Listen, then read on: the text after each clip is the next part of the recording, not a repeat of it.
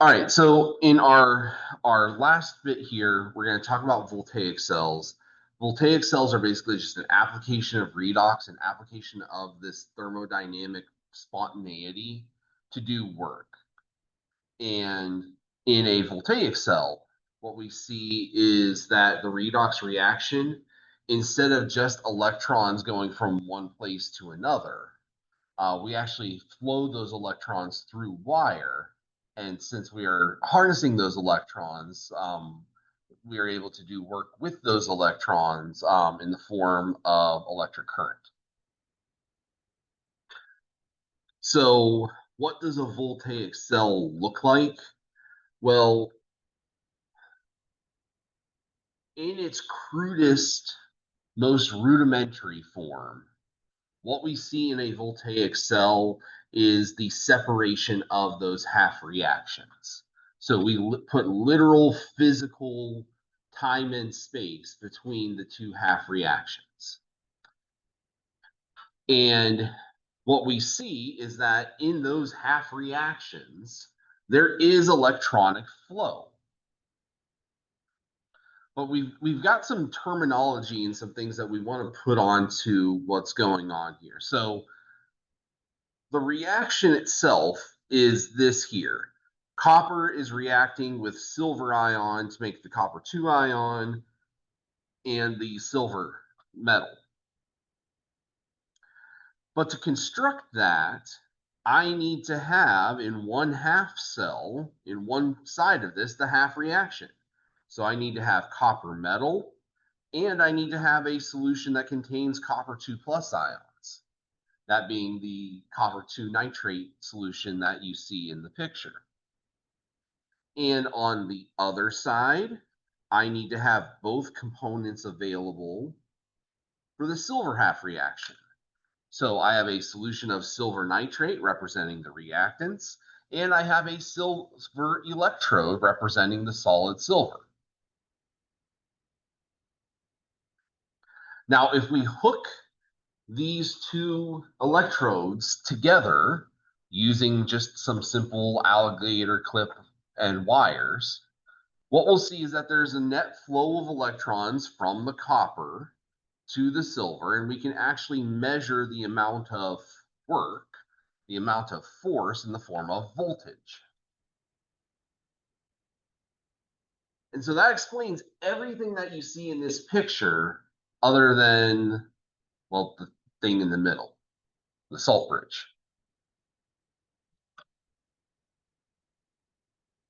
So what is the purpose of the salt bridge? The purpose of the salt bridge is to prevent polarization. Without that salt bridge, if you can just imagine this picture as it was, you would find very quickly that the silver cell would be very negative in charge, and that the copper cell would be very positive in charge, because the electrons are only going in that one direction. And that buildup of charge is not terribly stable. The purpose of the salt bridge is to provide the ability for that cell to remain in an electrically neutral state. And so what we saw in the diagram is that the electrons were going this way. Well, to prevent the copper cell from becoming too positively polarized, what we'll see is that negative ions will find their way into the copper solution from the salt bridge to basically balance out the electrons that are being lost. And the electrons moving into the silver cell, we worry about it maybe getting too negative. Well, what we'll see is that positive ions will flow out of the salt bridge into the silver solution to balance out the charges being added there. The salt bridge, this diagram probably does it too much justice. It can be a glass tube like that, like what they're showing. It can also be really just very simple kind of, we will use in lab, we'll use filter paper that we've soaked in salt solution. I think the salt solution's like potassium nitrate.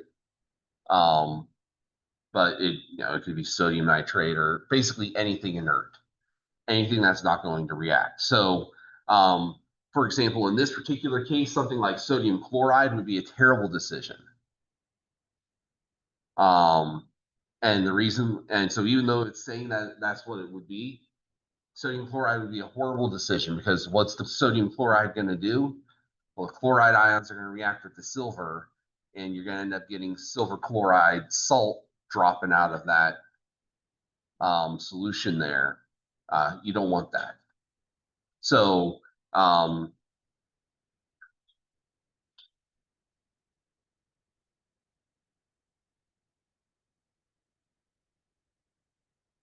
in that salt bridge, we wouldn't use silver chloride or sodium chloride because of that competing reaction. We would use sodium nitrate.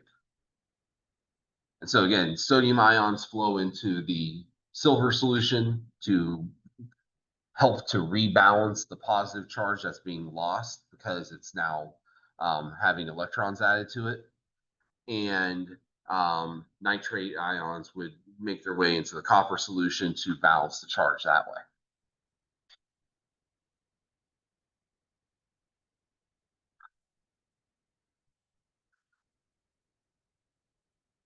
So when we convert from the idea of just a redox reaction on paper to a voltaic cell, the the cells do have names. There's some vocabulary here that we have to focus on.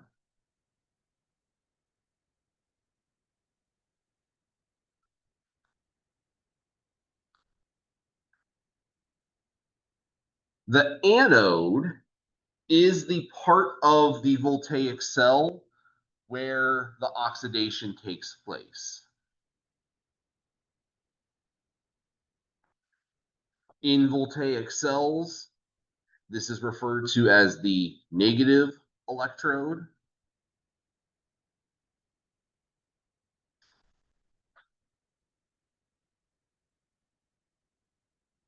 And we can also say that oxidation occurs here. So your book gives you a pretty decent mnemonic device here. Ano is ANO, ano. The anode is negative, and it's where oxidation takes place. For cathode, they use CPR. The cathode is positive, and it is the place where reduction takes place. Now, the most common application of voltaic cells isn't this, it's batteries. Now, on Monday, we'll talk a lot more about specific types of batteries and how they work. But if you notice that a battery has a positive terminus and a negative terminus, well, that's what it's referring to. So the positive terminal in a battery is where the cathode is. The negative terminal on a battery, that's where the anode is. And so what's cool about a battery is that they've taken this reaction and they've compressed it into some kind of form that is easily loaded into whatever object that you're using it for.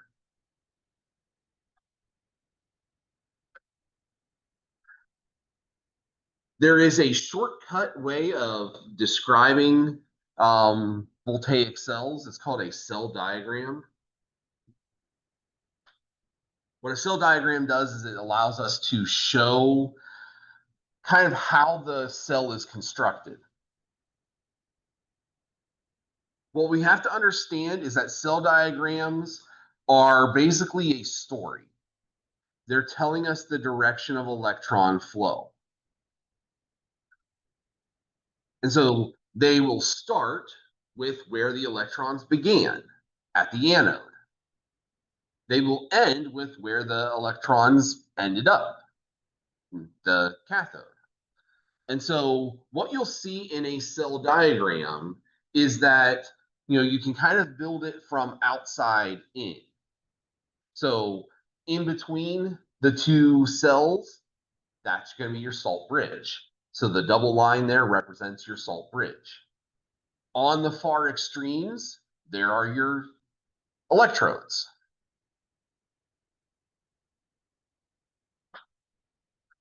So in this particular reaction, we have zinc reacting with copper.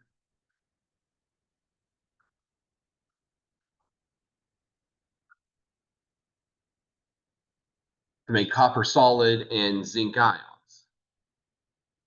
The cell diagram for us tells us, okay, the two electrodes, zinc, which is losing its electrons, copper, which is being formed by the gaining of electrons. Inside the solutions, we have zinc ions, so zinc ion solution, and copper 2 ion solution. Does this matter necessarily what the solution origins are? Not really. That can be zinc nitrate, zinc acetate, zinc chloride. Really doesn't matter so long as it's a soluble zinc compound. And the same thing for the copper too. It can be copper 2 nitrate, copper 2 sulfate. Again, really doesn't matter so long as it's a soluble compound.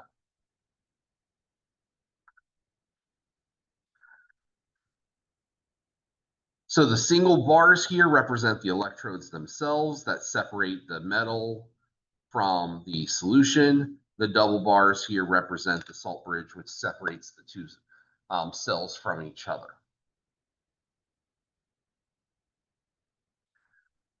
One thing that we will see often is that if we draw a cell diagram like this, it's generally assumed that all of the species are at standard conditions, which would mean that the solutions are 1 molar in concentration, the solids are the normal kind of solid. If we see concentrations specified, that's usually an indication that we are either at non-standard conditions or that we're just trying to be more complete.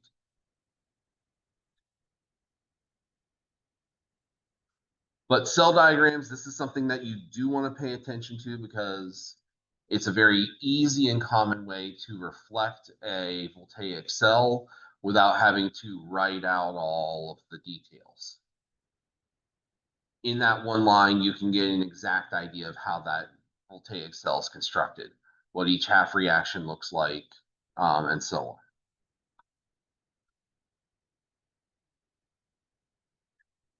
So when we start talking about calculation work with regard to electrochemical cells or voltaic cells, what we want to kind of show here is that there is a definitive relationship between free energy and our cell potential. So you remember from last chapter, the last thing that we talked about was the relationship between the equilibrium constant and the free energy change. Delta G is equal to negative RT natural log K. Well, in cell potentials, we have a similar kind of equation. Delta G is equal to negative NFE. Now, what are NF and E? Well, N is the number of moles of electrons from the balanced redox reaction. So if we kind of go back to where we were before the break and we were balancing out the equations, in the first reaction, N would have been 30. And in the second reaction, N would have been 3. It's just how many electrons move in the balanced form of the equation. F is a constant value.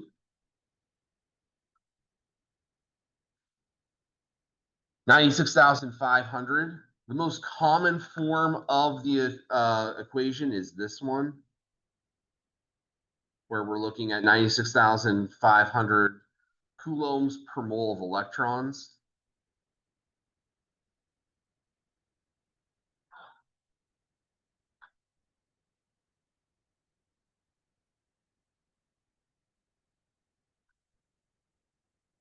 We'll see this one, especially when we look at electrolysis. This other one is commonly used here as well. It's actually what's going to get us our joules. So we put joules over volts times moles of electrons. N will cancel out the moles of electrons. E will cancel out the volts. We'd be left with joules. E is something called the cell potential, and that is measured in volts, which is abbreviated as capital letter V for our unit.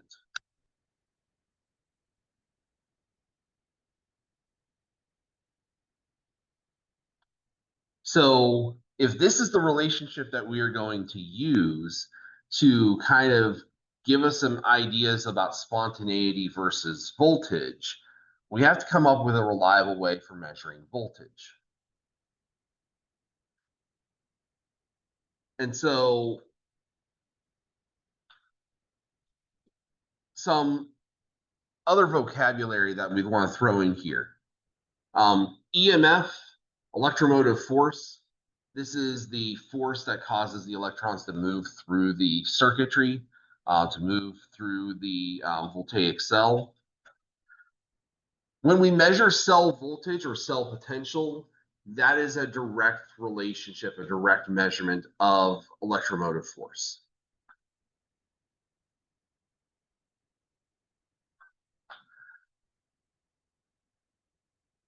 And we can measure cell potential based on a couple of ideas.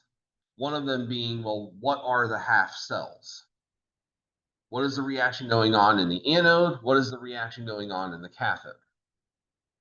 Those two things play a lot into that. Different combinations of cathodes and anodes will give us different voltages. Also, that something that needs to be considered is, well, what is the reaction itself? Are these reactions being done at standard conditions with 1 molar solutions and at normal temperatures and normal pressures? Or are they being done in more extreme kinds of conditions? Are we doing these reactions at 500 Kelvin? Or if there's a gas involved, are we using 35 atmospheres instead of the standard 1 atmosphere?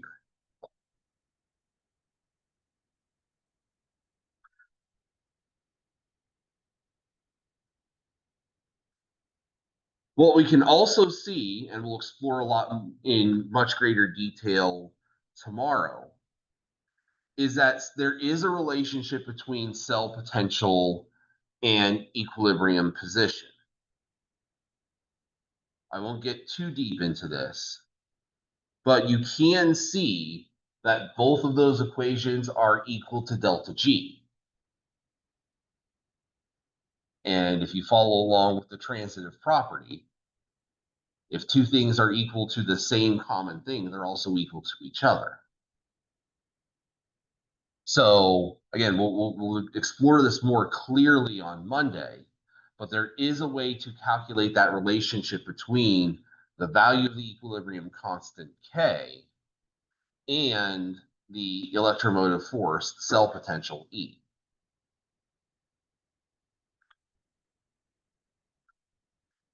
So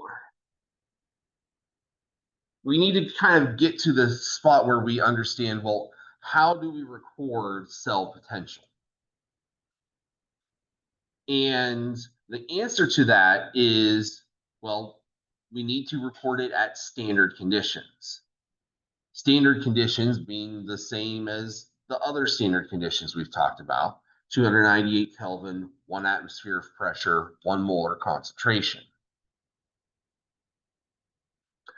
But the question becomes, well, how do I know what the cell potential is for a given half cell? And the answer to that is standardization.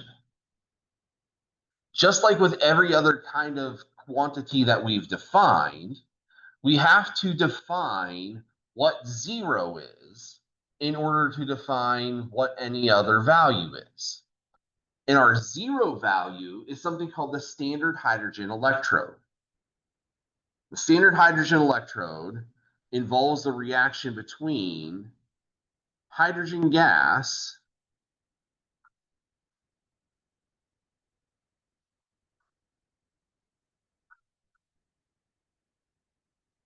and the hydrogen ion. And this reaction, of course, is reversible depending upon the situation.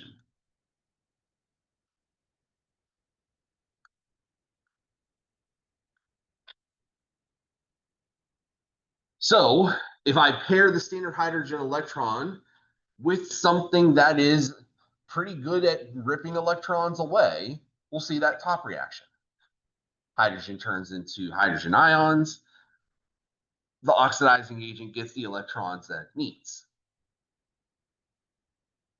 If we pair the hydrogen electrode with something that's not so great at taking electrons, something that's a poor oxidizing agent but might be a good reducing agent instead, what we'll see is the reduction of the hydrogen electrode, and we'll get that bottom equation.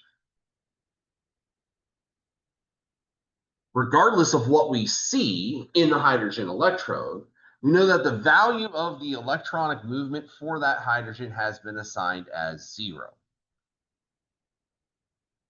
Which means when we hook up any other electrode to the standard hydrogen electrode, we can immediately measure its voltage and know two things. Is this particular substance a better oxidizer or a better reducer? And secondly, what is the value of its, what's the magnitude of its electronic potential? So here's what a standard hydrogen electrode looks like. Now, because we are dealing with two species that are not solid, we have to introduce an electrode here to distribute the electrons either in or out. And so we use platinum in the standard hydrogen electrode because platinum is an inert metal. It does not react in acid. It does not react with hydrogen. It's not going to steal the electrons or have electrons taken from it. It's a good inert medium for the electron transfer in either direction.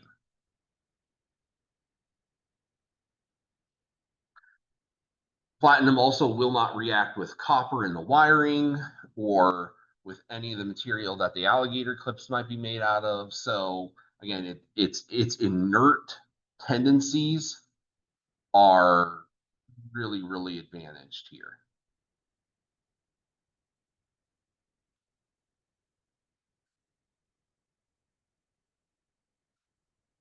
Now, what do we do with the data from the standard hydrogen electrode? Well, what we do is we make tables.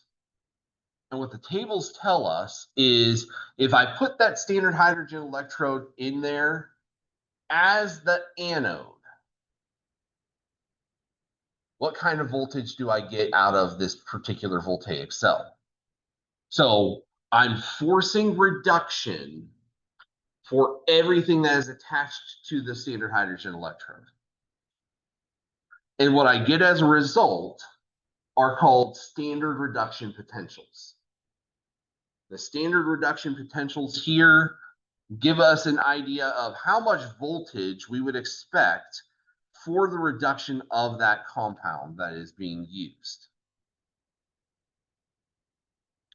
And so we can see that for things that are really, really good at being reduced, like fluorine, fluorine is one of the most easily reduced substances out there. And its standard reduction potential is just over 3 volts.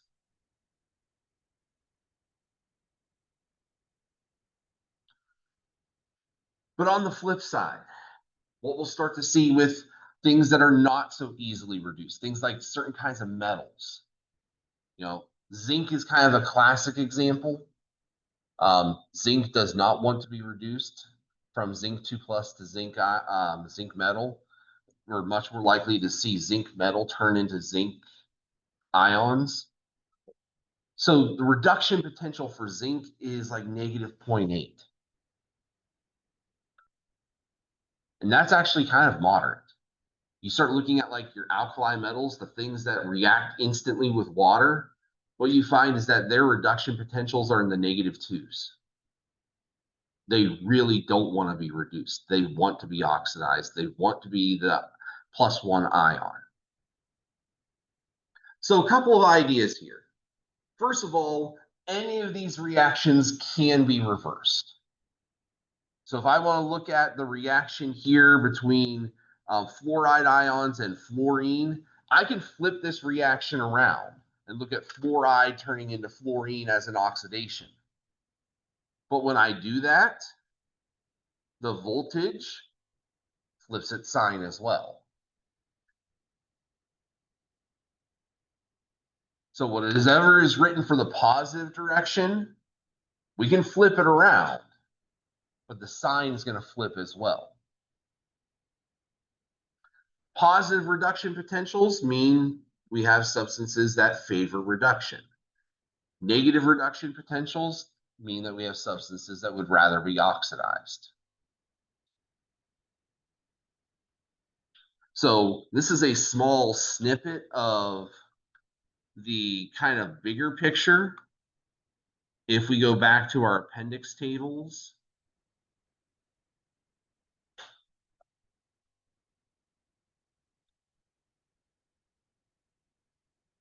what we'll see here is a much larger picture. And so the appendices here cover a lot of different kinds of reactions. Now, here's a really good example, barium. Barium does not want to be reduced. Barium ions do not want to be reduced. Barium metal wants to be oxidized. So the reduction of barium ions to make barium metal, that's a negative 2.9 and change volts. Doesn't want to happen. Unlikely to happen as a result.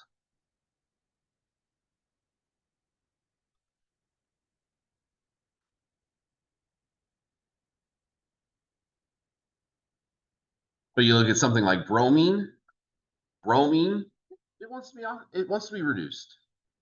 The reduction of bromine is a positive 1.066 volts. It wants to be reduced.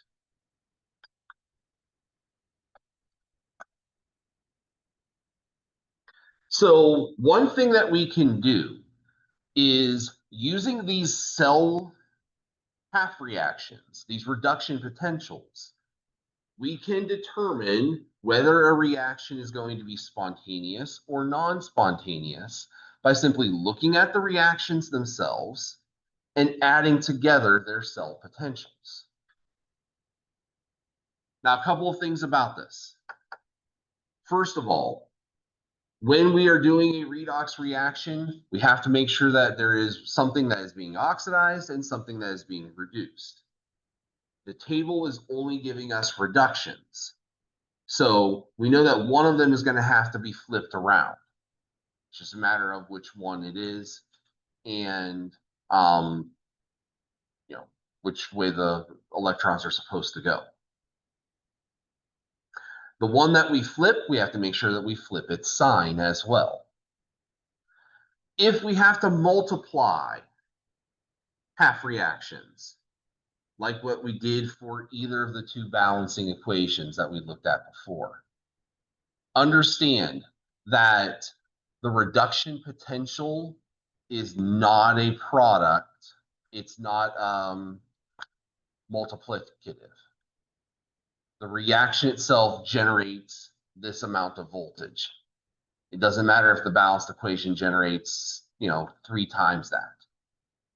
The voltage is the voltage. It does not change.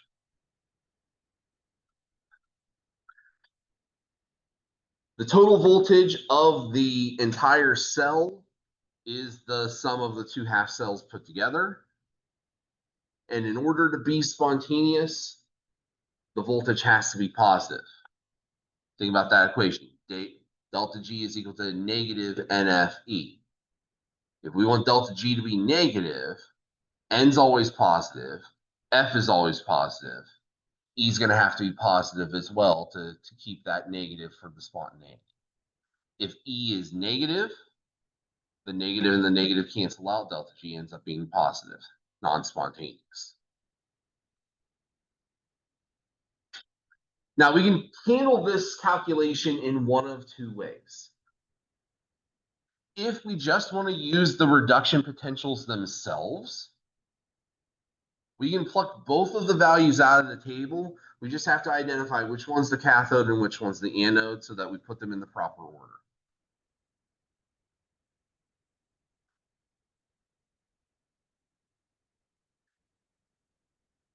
If we're trying to match things up, so sometimes this makes more sense to do it the second way, where we find the half reaction in that table, and then we physically flip it around so that we can add them together. So if you flip it around and flip the sign, then you would add the two together. Again, E cell has to be positive for spontaneity. Other thing to remember, this is still thermodynamics at its heart, which means that if it is spontaneous in one direction, it's going to be non-spontaneous in the opposite direction. The E cell for the forward reaction is the reverse of the E cell for the reverse reaction. So if I do all the calculating and I get that I'm going to get 1.5 volts positive for the forward reaction, the reverse reaction is going to be negative 1.5 volts.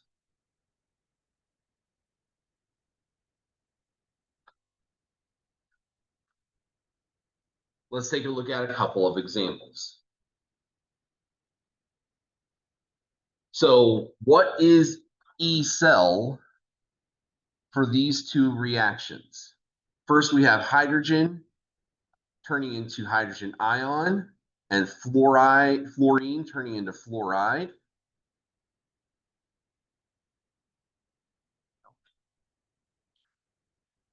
So in our table,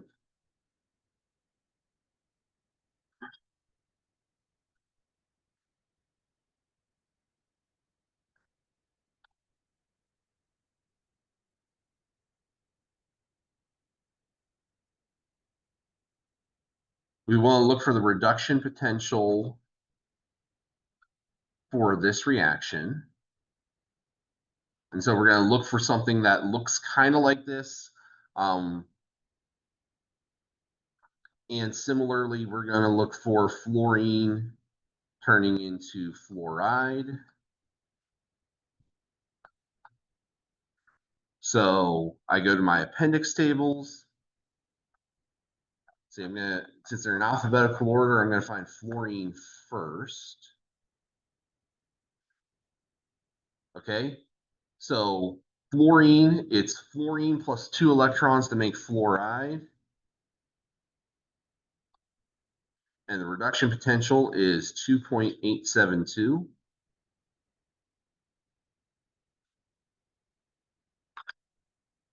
And for hydrogen,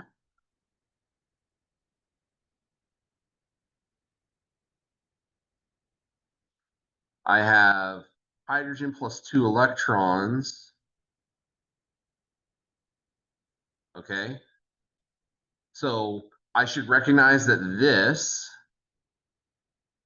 is the reverse of this.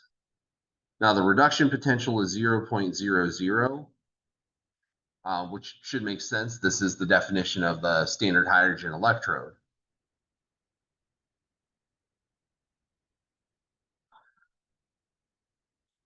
But what I would want to do here is, if this were not 0, I would recognize, hold on a second, this isn't a reduction, this is an oxidation. And so my immediate thought would be to flip the sign of the reduction. to turn it into an oxidation. Now, in this case, it's 0, so it doesn't matter. 0 is neither negative nor positive. But what I could do then is I could look at this and say, okay, add them together. The electrons cancel out. I get the equation that I'm looking for.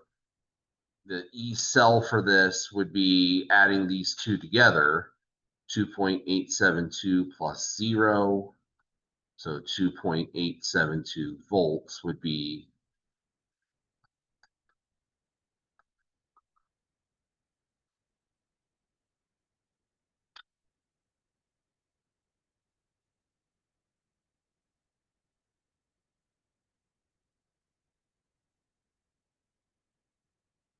so that's one approach that we can take.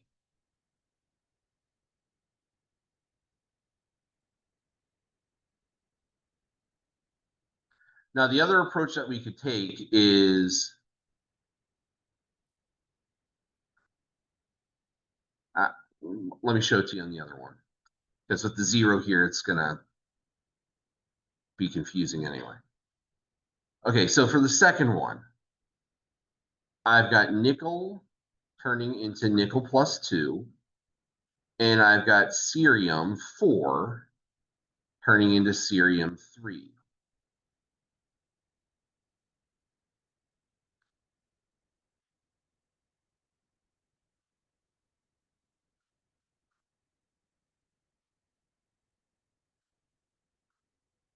So going to the table of values, we've got cerium.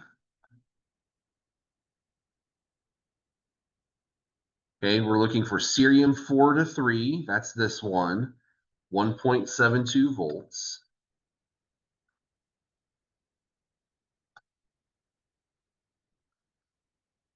And then we want nickel.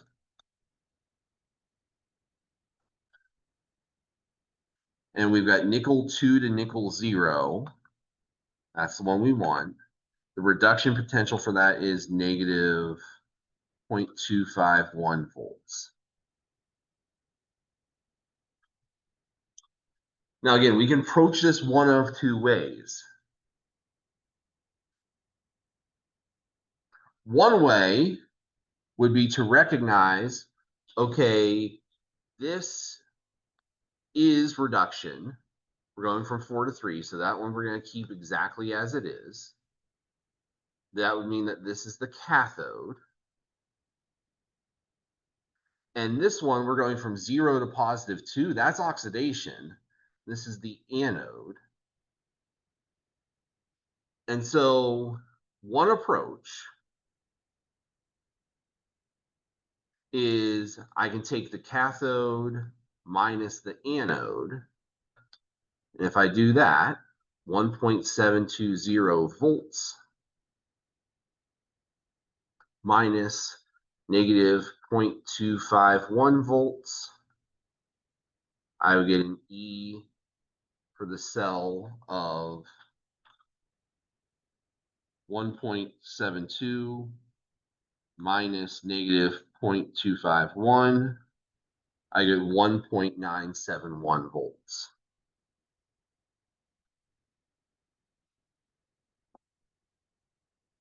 So this is the cathode minus anode approach. What you have to recognize is you have to recognize which one's the cathode and which one's the anode and put them in the correct order. Because if you don't put them in the correct order, you're going to end up with the exact same answer, only with a negative sign. The other approach that we could take is like what we did in the first case, where if we recognize, oh wait, hold on a second, this isn't a reduction, this is an oxidation. I need the oxidation potential. Oxidation potential is the opposite. So now I'm going to add those two together. Positive 0.251 plus 1.720 is 1.971 volts. Two ways of getting the exact same thing. Both of them require some kind of recognition. either recognizing that oxidation is taking place and that you need to flip the sign before you add them together, or recognizing that one is the cathode and one is the anode, and making sure you put them in the proper order. Ultimately, does not matter which one you do. It's a personal preference thing. When I took electrochemistry as a high schooler in advanced chem, we were taught the adding it together way. I've been teaching the subtraction way for years because that's how the previous book taught it. Your book kind of lets you choose. So go with the way that makes the most sense to you. All right. Questions about either of these examples?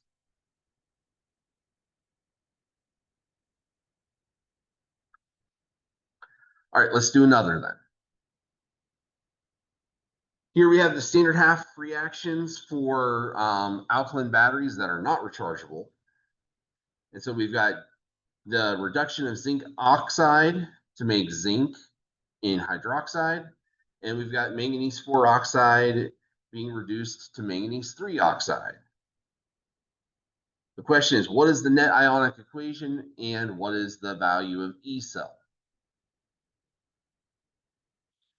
Now, here is where, since we're given two half reactions, here's where we have to think about, okay, what combination is going to give me spontaneous?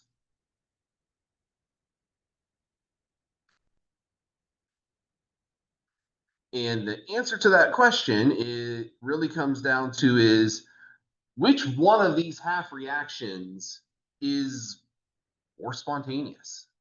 Which one is more likely to occur? The top reaction with the negative potential or the bottom reaction with the positive potential?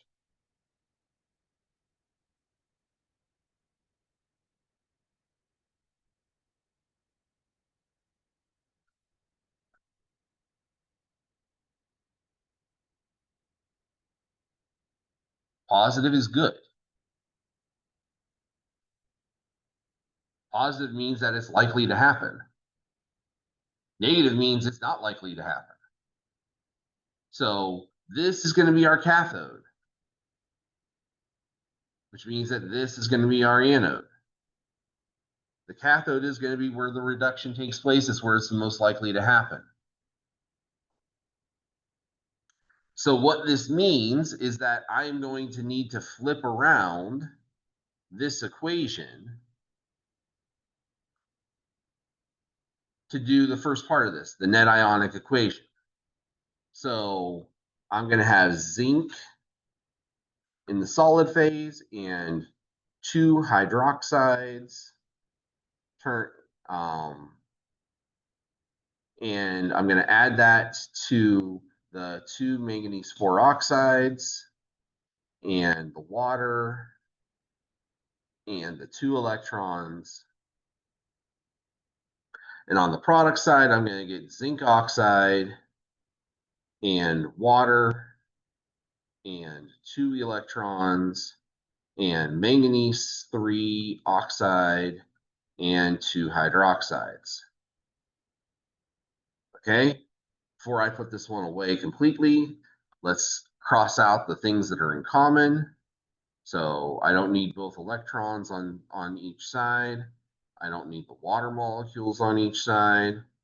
I don't need the hydroxide molecules on each side. Everything's canceling out except for the reactants themselves here. So I've got zinc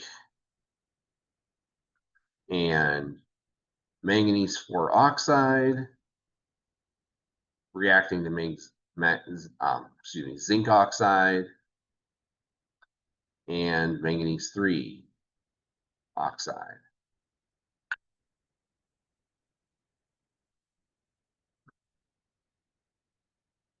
The fact that all of these reacting participants are solids, this is the basis for what is called a dry cell battery, which is what most commercial batteries are, as opposed to a wet cell battery, which is what like your car battery is, where You've got a liquid medium and all of these solid plates in it. Okay, so that's the first question. What is the net ionic equation? We have that. What is the value of E cell? Well, either approach can be taken here. We've identified the cathode, we've identified the anode. We could subtract them and go that way. What we could also do, though, is since we have flipped this equation around, we could flip the sign around as well. Either way works. So I add them together, 1.249 plus 0.15 volts.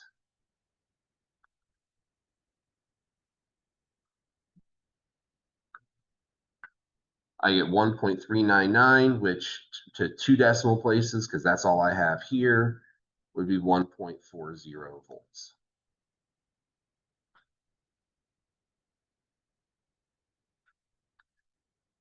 So that's how I would handle it if I'm adding it together. Again, if I did cathode minus anode,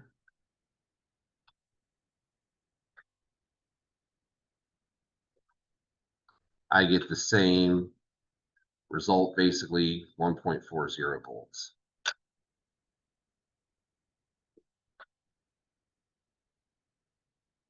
All right, questions here. So if I'm given two half reactions and I'm not told what the reaction actually is, we know that reactions are going to go to spontaneity unless we act on them externally. So I identify the cathode based on which reduction potential is better and do the calculation from there.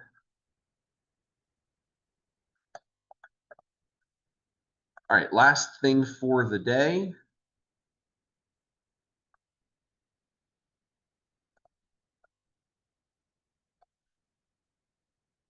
Determine the E cell for this reaction. And so probably going to need some help. So in the reference tables here,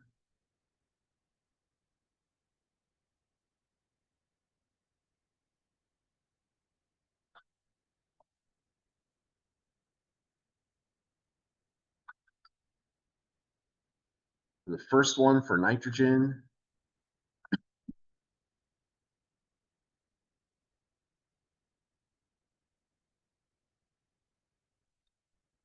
we're looking for nitrogen or nitrate going into nitrogen monoxide in acid.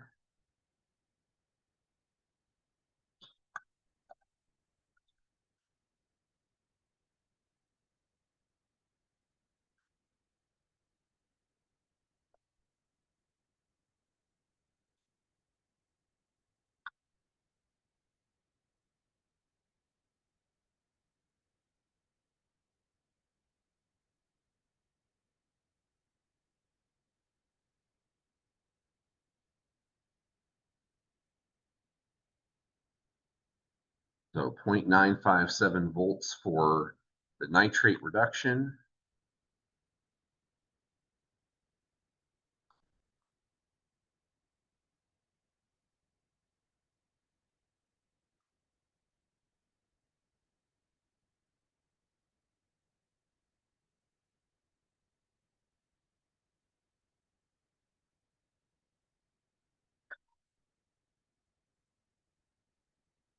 For copper to copper 2.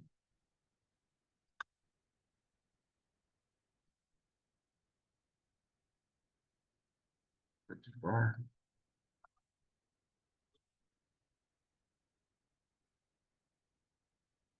0.344.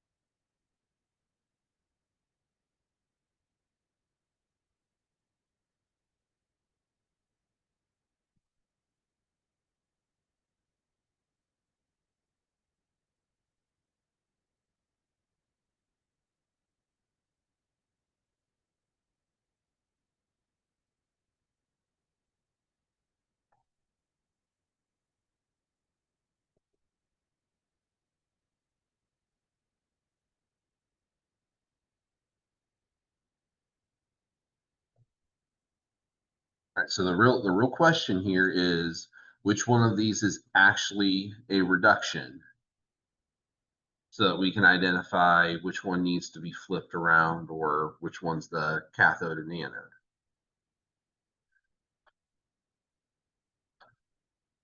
So we're looking at oxidation numbers. Nitrogen's +5 versus +2 in the products.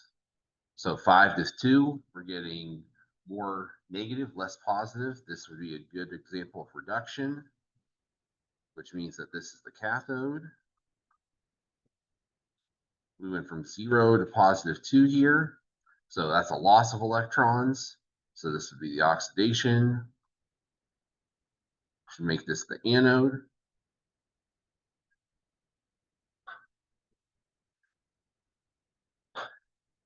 Since this is the oxidation, then we're going to need to flip the sign before we add them together. 0.957 plus negative 0.344. Our E cell is going to be positive 0.613 volts. So this is still a spontaneous process, but it's going to have a lower voltage just because both of the cells prefer reduction to oxidation.